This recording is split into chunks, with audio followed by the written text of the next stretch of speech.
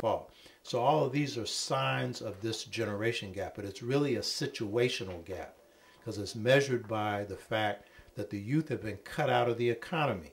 And as a result, we can call it a generation gap now, but in their 50s, if we don't do things to address this, these youth who are in their teens now will be in even worse conditions in their 50s than they are now, if we're expecting the state to handle it.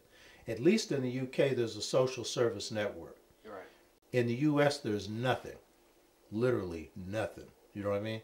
But in either case, it means that an increased impoverishment of black youth, and therefore criminal enterprises rise when that happens. But it's a generation gap. And so it's got to be something. If it's going to be healed, then it's got to be a marriage between conscious youth and conscious elders to address those issues. And we've got to respect each other. It cannot be what my generation used to think, that the youth should be seen but not heard. The youth understand their situation better than anybody, and we got to break bread together. But we have some answers too, and based on that, we can come up with some common solutions. But neither one's going ahead by themselves. Neither one.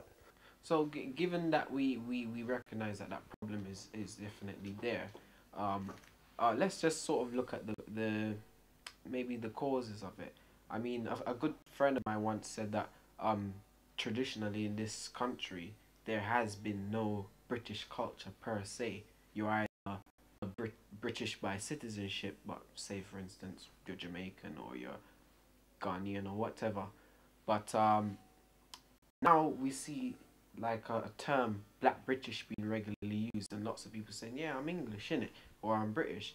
So do you, and whereas traditionally parents definitely believe they're from their mother country. So do you think this has things like this, whether intentional or subconsciously, do you think any of this has sort of effect on separating young people from older people based on identity and so on and so forth? Yeah, well, you know, that's a phenomenon especially peculiar to the UK, because with second generation blacks in the UK, some of which are born of mixed parentage, which are born to a white mother, and who have not been to the Caribbean, and some have been educated to the point they don't want to be in the Caribbean, that some of them have adopted this mentality that they're Black British. You know what I mean? That's based on this circumstance. Right.